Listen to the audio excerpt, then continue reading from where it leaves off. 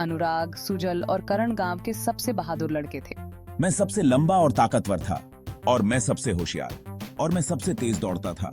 वे सबसे अच्छे दोस्त थे। वे हमेशा सबकी मदद करते थे। एक दिन अनुराग ने एक बूढ़ी औरत को सामान उठाने में परेशानी होती देखी। मैं दौड़कर उनकी मदद करने गया। सुजल ने देखा कि कुछ बच्चे एक छोटे बच्चे को परेशान कर रहे हैं।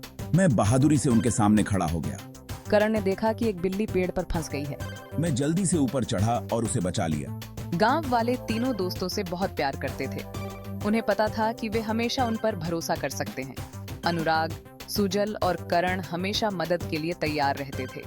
वे गांव की शान थे। गांव में कुछ अजीब होने लगा। बच्चे गायब होने लगे। एक एक करके वे बिना किसी निशान के गायब हो गए। गांव वाले बहुत चिंतित थे। बच्चे कहाँ जा रहे थे? गांव वालों ने हर जगह खोजा।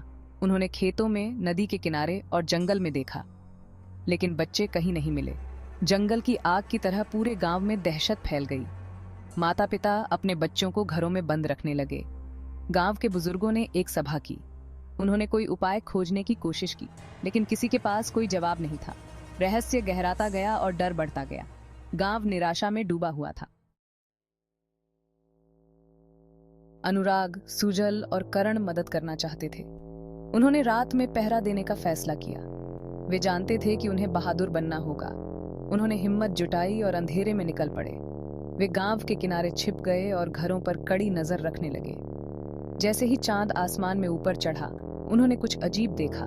देखो, एक छोटा बच्चा मुश्किल से चलने लायक एक घर से बाहर निकला। वह नींद में चल रहा था।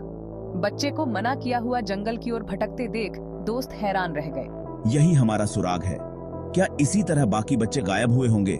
हमें उसका पीछा करना होगा, लेकिन हमें सावधान रहना होगा। जंगल खतरनाक जगह है। तीनों दोस्तों को पता था कि वे किसी महत्वपूर्ण चीज के पीछे हैं।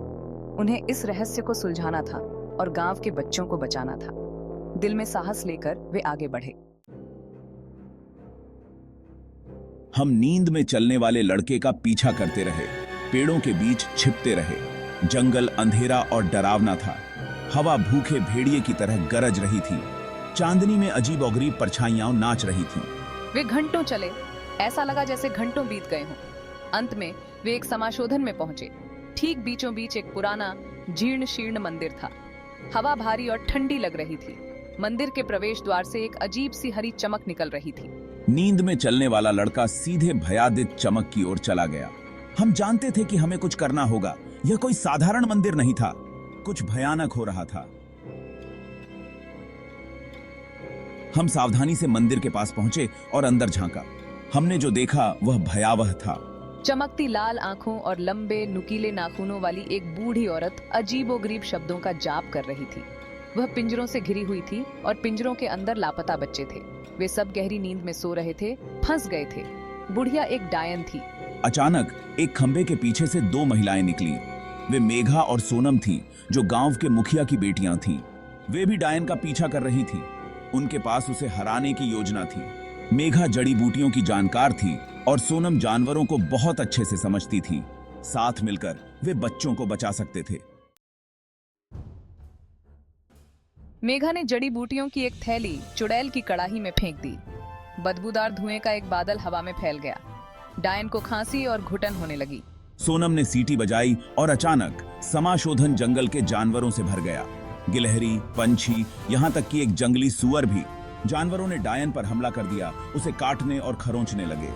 कमजोर और भ्रमित चुड़ैल ने अपने जादू पर से नियंत्रण खो दिया। पिंजरे गायब हो गए और बच्चे जाग गए। हम जल्दी से बच्चों को मंदिर से बाहर निकालकर गांव ले आए। अपने बच्चों को सकुशल देखकर ग्रामीण बहुत खुश हुए। वे बहादुर दोस्तों और मेघा और सोनम के लिए खुशी मनाई। वे सच्चे हीरो थे। डायन फिर कभी नहीं दिखी। गांव सुरक्षित था और सब लोग खुश थे।